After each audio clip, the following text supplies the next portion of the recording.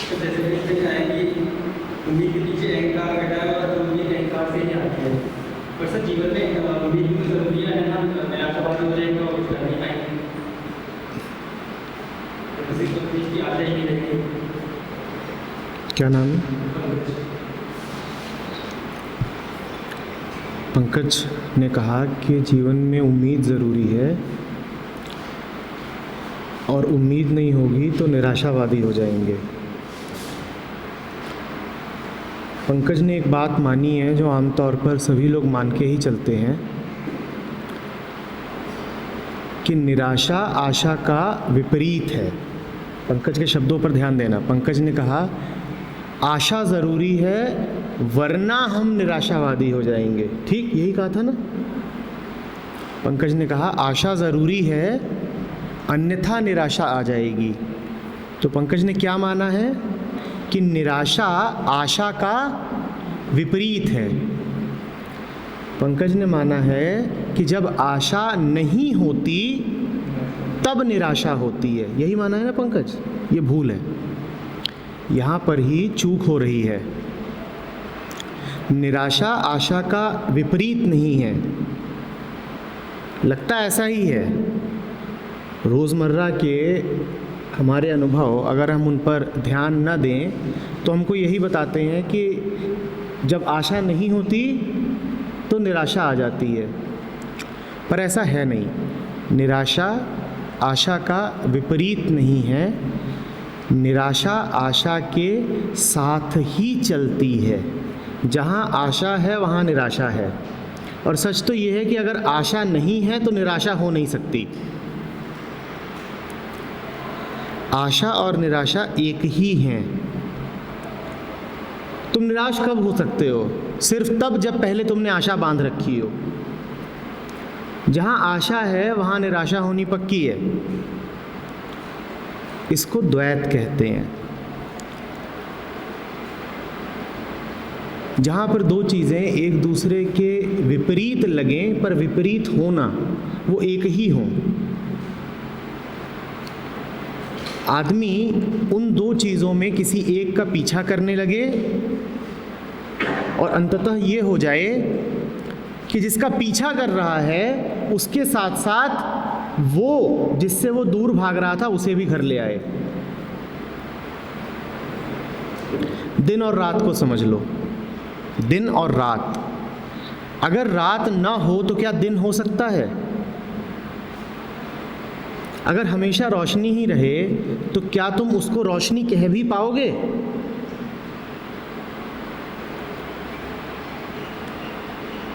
ये तुम्हारे पीछे ये बोर्ड है, इस पर कुछ भी लिखूं तो दिखाई क्यों देता है? इस पर अगर सफ़ेद से लिखा जाए तो दिखाई देगा, है ना? सफ़ेद से लिखा जाए तो क्यों दिखाई देता है? क्योंकि उसके पीछे एक गाढ़ा रंग है, गाढ़ा हरा या काला। सफ़ेद के दिखाई देने के लिए ज़रूरी है कि क्या हो? काला। अब तुम चाहते सफ़ेद हो और काले से दूर भागते हो, जबकि सच ये है कि जिसको सफ़ेद चाहिए उसको काले को साथ लेकर के चलना पड़ेगा।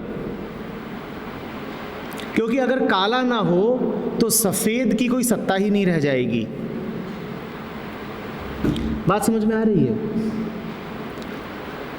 दिन और रात हो, काला और सफ़ेद हो, सुख हो दुख हो, इसमें से जितना तुम्हें कुछ एक चाहिए उतना ही ज़्यादा उसका जो विपरीत है, उसका जो द्वैत युग्म है वो इकट्ठा करना पड़ेगा।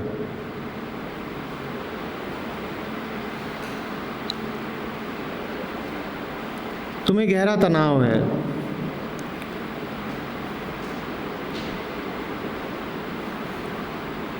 तुम को आशंका है कि कोई घटना घटने वाली है, कोई बड़ी दर्दनाक घटना घटने वाली है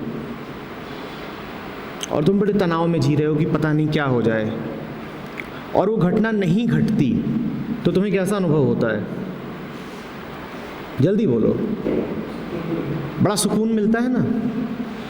उस सुकून मिलने के लिए क्या ज़रूरी था? तनाव। अगर तनाव ना होता तो क्या सुकून मिल सकता था? तनाव कम होता तो सुकून कम हो जाता। तो अगर तुम्हें खूब सुकून चाहिए तो तुम्हें क्या करना पड़ेगा? खूब तनाव इकट्ठा करना पड़ेगा।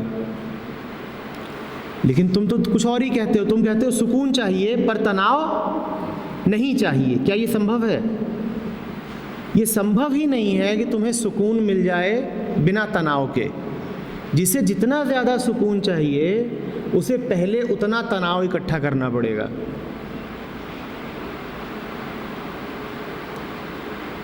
समझ में आ रही है बात? निराशा होती ही इसी कारण है क्योंकि आशा है। जहाँ आशा नहीं वहाँ निराशा का क्या काम? इसी कारण अष्टावक्र गीता है, बड़ा अद्भुत ग्रंथ है। वो एक छोटी सी बात कहता है, आशा ही परमम दुखम। आशा से बड़ा दुख कोई नहीं है। क्योंकि आशा के होने के लिए ही दुख आवश्यक है, वरना आशा की आवश्यकता क्या है? जो आनंद में है वो आशा क्यों करेगा? जो आनंद में है वो भविष्य की आशा में क्यों जिएगा? आशा हमेशा भविष्य की होती है ना? जो पूरी तरीके से उपस्थित है वर्तमान में, वो भविष्य की आशा लेकर के क्या करेगा? उसका विचार दौड़ेगा ही क्यों भविष्य की तरफ? वो तो मस्त है, मौज में है। उसको करना क्या है आगे का? लेकिन मैं तुम्हारी बात समझ रहा हूँ। बचपन से हमको आशा की घुट्टी जम करके पिलाई गई है ना?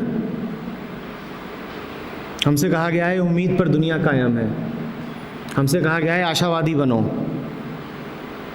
ऑप्टिमिस्ट्स, पॉजिटिव थिंकर्स। ये सारी बेवकूफ़ियाँ लगातार हमारे भीतर डाली गई हैं। और जो लोग ये बात कह रहे हैं उन्होंने कभी ध्यान ही नहीं दिया कि आशा चीज़ क्या होती है। मन की प्रक्रियाओं पर, प्रणालियों पर उन्होंने कभी ध्यान ही नहीं दिया। खुद तो वो अंधे रहे ही, अपना अंधापन दूसरों को भी बांटते रहे। अच्छा सोचो,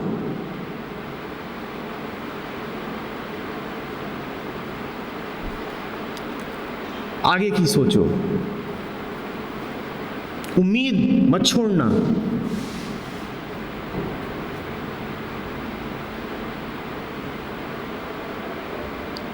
और तुम देख भी नहीं पाए कि ये सब कुछ सिर्फ सत्य से भागने की तरकीबें हैं। ये सब कुछ सिर्फ दुख को कायम रखने के उपाय हैं, अहंकार को बचाए रखने के माध्यम हैं।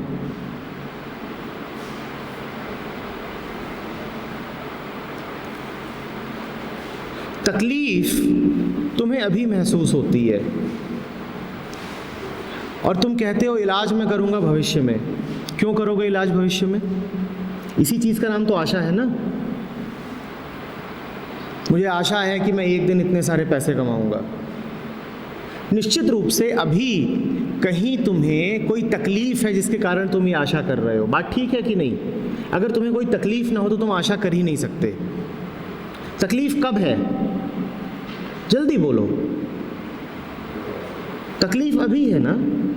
और आशा तुमसे क्या कह रही है? आशा तुमसे क्या कह रही है कि इलाज कब आएगा? इलाज आएगा 5 साल बाद, जब तुम करोड़पति बनोगे। 5 साल बाद क्या ये क्षण लौट के आएगा जिसमें तुम्हें तकलीफ थी? तो क्या इस क्षण की तकलीफ का कोई इलाज किया आशा ने? तकलीफ कब थी? अभी। और ये क्षण तो तकलीफ में ही गुजर गया। आशा ने तुमसे क्या कहा? इलाज कब आएगा? 5 साल बाद। तो आशा ने सिर्फ इतना करा कि इस क्षण की तकलीफ को कायम रखा।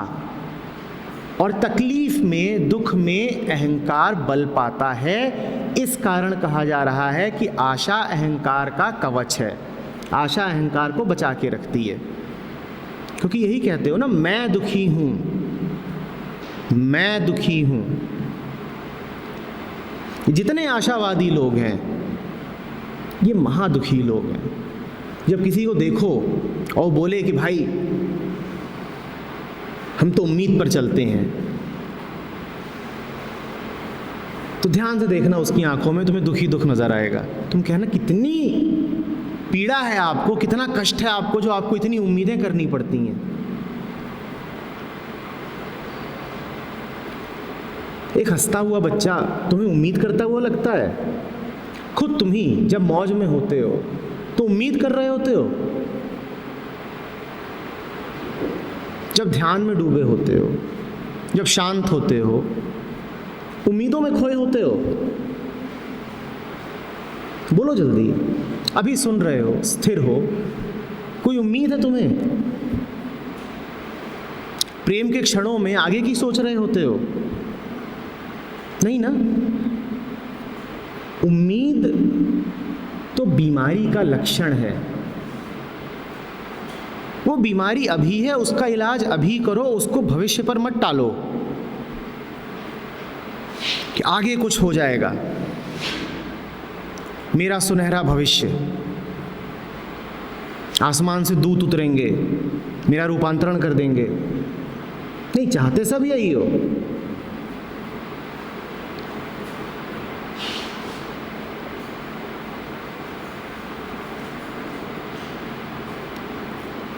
सब कुछ और हो जाना चाहते हो, यही आशा है।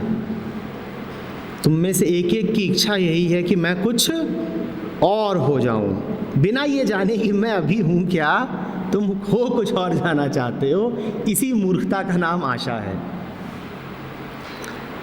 नहीं पता मुझे कि मैं क्या हूं, पर मैं कुछ और बन जाना चाहता हूं, इसी का नाम आशा है।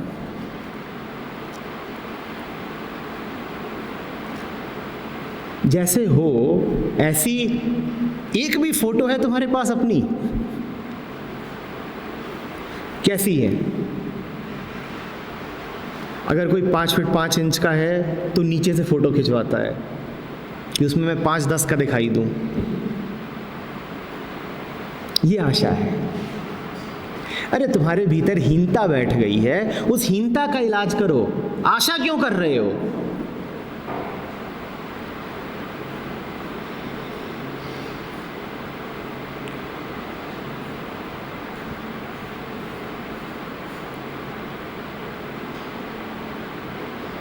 मैं खड़ा हुआ था, तुम्हारे ही शहर की बात है, इधर चौराहे पर,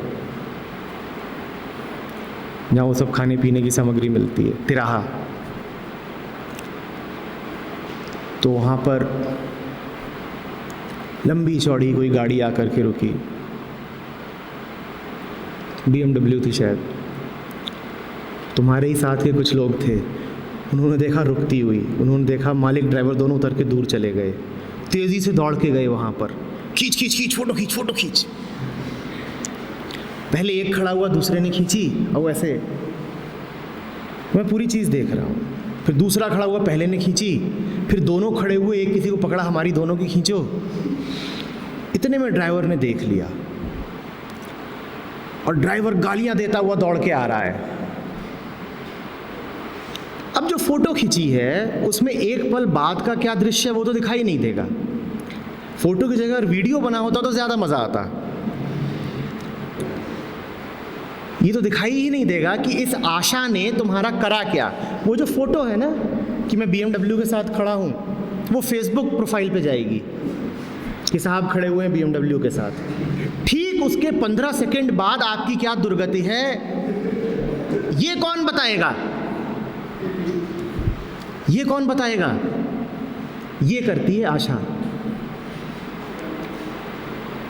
क्योंकि बड़ी हीनता है।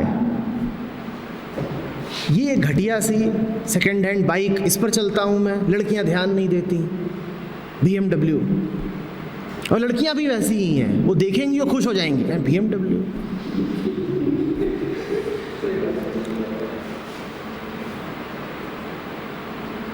भले वो BMW की सफाई करने के लिए खड़ा हो वहाँ पर, होना चाहिए। आशा,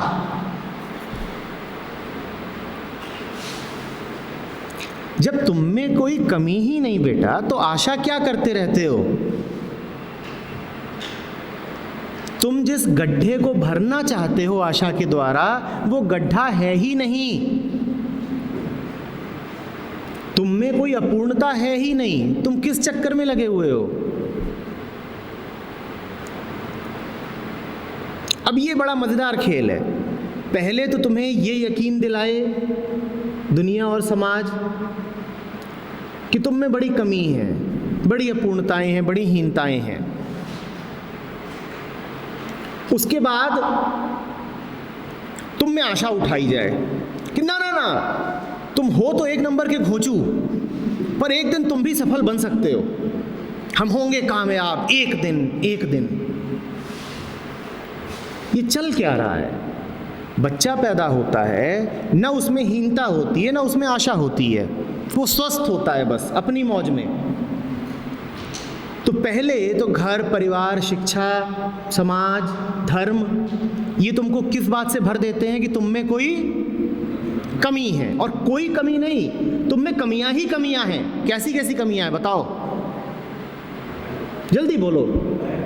नालायक हो, वो तो हो, पर कितने तरीकों से हो? नालायक तो पूरा छाता है जिसमें सब आ गया। नालायकी के क्या क्या गुण बताए गए हैं तुमको? बात नहीं सुनते हो, तो तुम में कमी ये है कि तुम सुनते नहीं हो। और क्या कमी है तुम में? ठीक, ये तो तुम बहुत आगे चले गए। इतना सा बच्चा होता है, उसको क्या क्या बातें बता दी जाती हैं, इससे उसमें अपने आप में हीनता की भावना आ जाती है। अरे सबसे पहले तो बात यहाँ से शुरू हो जाती है कि रूप रंग अच्छा नहीं है। सबसे पहले तो यहीं से शुरू हो जाती है बात। बहुत दुबला निकल गया, लड़की सांवली निकल गई। फिर अब वो गया है, किसी छोटी क्लास में पढ़ रहा है, पहली दूसरी में। पड़ोस के तिवारी जी का लड़का देखो, 96%। अब वो अभी 5 साल का है और उसको ये गणित पढ़ा दी गई है कि अगर तुम्हारे इतने नंबर आ रहे हैं तब तो तुम काबिल हो, वरना तुम क्या हो? नालायक। नालायकी के 100 प्रमाण दे दिए जाते हैं उसको। तुमको छोटी ई और बड़ी ई की मात्रा में अंतर करना नहीं आता, तुम्हारा जन्म व्यर्थ गया। वो कह रहे बड़ा अपराध हो गया, लिख रहा था बकरियां और लिख दिया बकरियां। नर्क में मरूंगा अब मैं, बड़ा अपराध किया है, फांसी पे चढ़ा दो उसको।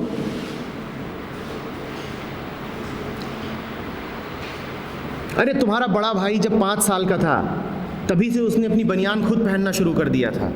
तुम 6 के हो गए हो, अभी तुम्हें चड्डी बदलना नहीं आता। अब इसके पास मुंह छुपाने को जगह नहीं है, ये शर्म से गड़ गया है, कुआं खोज रहा है कहाँ जाके मर जाऊं। क्यों? क्योंकि अभी से चड्डी बदलना नहीं आता। इससे बड़ा अपराध हो सकता है? बोलो। उसको भूख लग रही थी, उसने फ्रिज खोल करके कुछ निकाल के खा लिया। पतित, पावन, अधर्म, दुष्ट, राक्षस।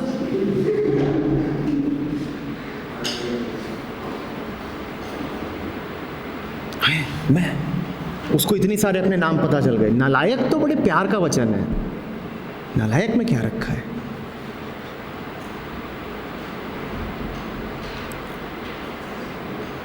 स्कूल में एनुअल डे फंक्शन हुआ, उसमें उसको खरगोश बनाया गया।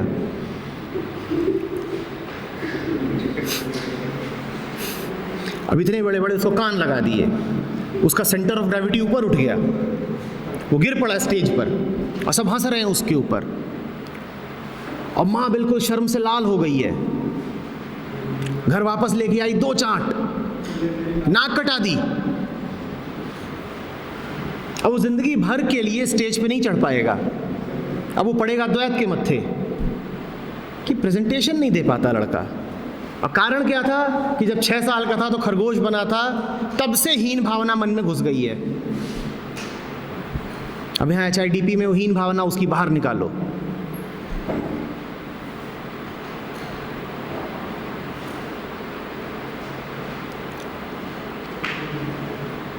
अभी बोर्ड में नंबर नहीं आए, फिर दोस्त यार आएंगे, अरे 15 साल का हो गया तू, तेरी गर्लफ्रेंड नहीं है अभी तक, उधर देख वो दो लेके घूम रहा है। अभी जाएं तो जाएं कहाँ? तो ये झूठे ही प्रचार करेंगे, मेरी भी है, दिखाई नहीं देती पर है। फिर नौकरी, वो फलाने की नौकरी लग गई, तुम्हारी नहीं लगी तो तुमने पूरी कोशिश करी किसी से लगवा ली, करे ले ये कोई नौकरी है, इतने ही पैसे बस, उधर देख। कदम कदम पर बताने वाले बस तुम्हारे भीतर एक बात भर रहे हैं कि तुम, और उसका समाधान तुम ढूंढते हो किस रूप में? आशा के रूप में। आशा समझ में आ रही है? आशा कुछ नहीं है, वर्तमान को तुमने जो कुरूप समझ रखा है उसकी दवाई ढूंढते हो तुम आशा के रूप में। और जो कोई तुम्हें आशा की घुट्टी पढ़ा रहा है वो तुम्हारे भीतर ये बात बैठा ही रहा है कि फिलहाल कुछ ना कुछ गड़बड़ है ज़रूर। जब कोई गड़बड़ है ही नहीं तो करोगे क्या आशा का?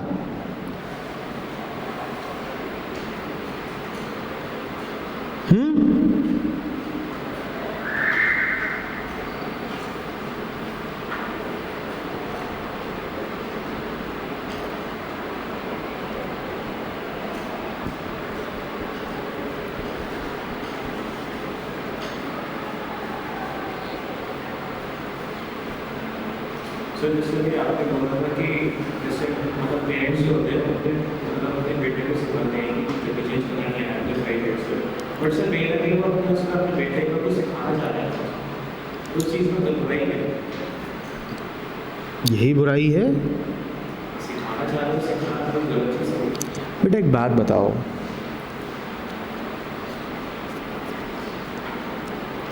तुम यहाँ बैठे हो,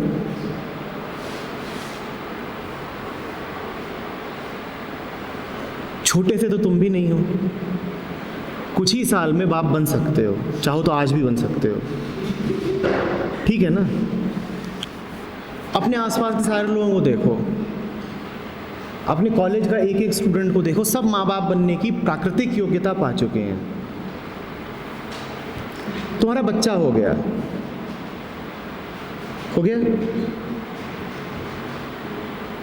तुम चाहते हो उसकी भलाई, तुम ही हो, पर तुम्हारे बच्चा हो गया, अब तुम चाहते हो उसकी भलाई। तुम कैसे हो? तुम कैसे हो? तुम हीनता से भरे हुए हो, तुम नासमझ हो, तुमने जिंदगी को कभी जाना नहीं, हर तरीके से तुम कंफ्यूज्ड हो। तुम ही हो ना। अपने पड़ोसी को देखो, बाप बन गया है, अपने पड़ोसी की शक्ल को देखो, वो बाप बन गया, और पड़ोसी तुम्हारा कैसा है वो तुम्हें अच्छे से पता है, एक कदम उसे सीधा चला नहीं जाता, ठीक है ना? पर बाप तो बन ही सकते हो। बाप बनने के लिए कौन सी बड़ी पात्रता चाहिए?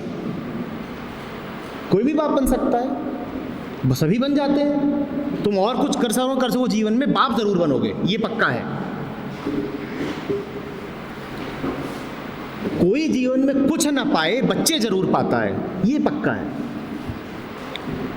तो बाप तो बन गए, पर हो कैसे? कैसे हो बोलो? तो अपने बच्चे को तुम क्या सीख दोगे? जल्दी बोलो, क्या सीख दोगे? लेकिन तुम पता है क्या बोलोगे? तुम बोलोगे, ए टिंगू, मैं भगवान हूं, चल पहुंचू मेरे। और इससे बड़ा अपराध कोई हो सकता है? तुमने टिंगू की बिल्कुल, और टिंगू इतना सा है, उसको दुनिया की क्या समझ है? अभी अभी तो पैदा हुआ है, और तुमने उसको बोल दिया मैं भगवान हूं। माँ बाप भगवान होते हैं। टिंगू पूरी तरह तुम पे आश्रित है, उसमें कोई बल नहीं है, तुम उसे जो घुट्टी पिलाओगे उसे पीनी पड़ेगी। तुमने उसको बोल दिया है क्या कि मैं भगवान हूं, माँ बाप भगवान होते हैं। टिंगू को मारना पड़ेगा ना। और तुम हो क्या? और जो जितना नालायक होता है ना, वो उतना अपने बच्चों को बताता है मैं भगवान हूँ।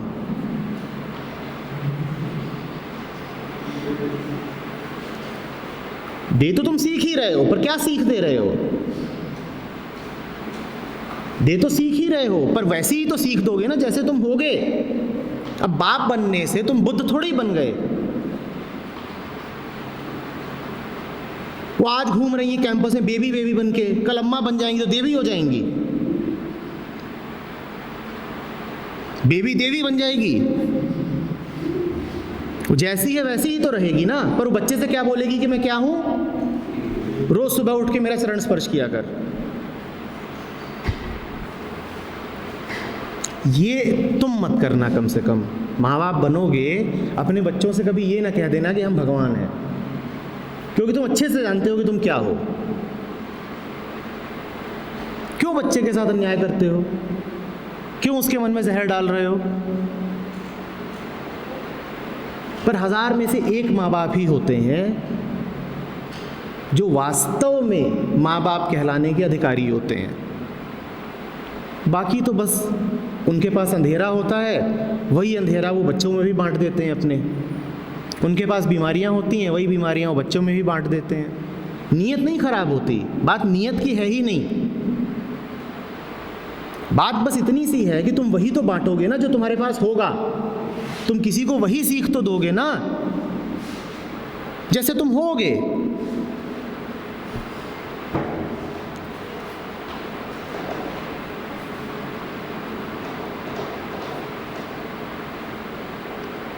मेरे पुराने स्टूडेंट्स हैं,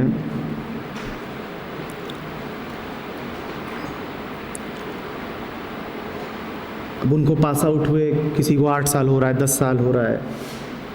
जब मैंने पढ़ाना शुरू किया तो पहले 3 साल तो सिर्फ आईटी के स्टूडेंट्स को ही पढ़ाया था।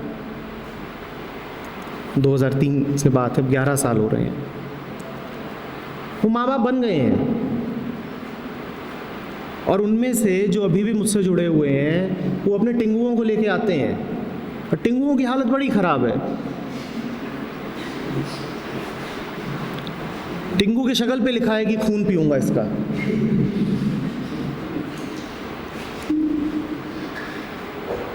मैं उनसे कहता हूं बेटा तुम आज भी वही हो जो तुम 2003 में थे, तो अब इसमें ताज्जुब क्या है कि ये तुम्हारा टिंगू राक्षस निकल रहा है। सबके एक एक 2-2 टिंगू। जो 2003 में MBA कर रहा है तो अब तो 11 साल बीत गए तब से। बीटेक कर रहा है, बहुत टाइम बीत गया।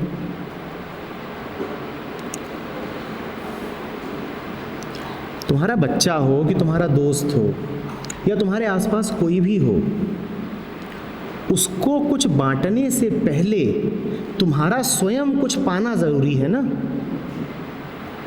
बच्चे को मैं कुछ दे पाऊँ, या दोस्त को कुछ दे पाऊँ, या समाज को कुछ दे पाऊँ, उससे पहले आवश्यक क्या है कि मेरे पास कुछ हो। पर हमने जीवन भर कुछ पाया नहीं। हाँ, बांटने को हम बड़े उत्सुक हैं, तो क्या होगा फिर वही होगा जो हो रहा है। हर घर अंधेरे में डूबा हुआ है।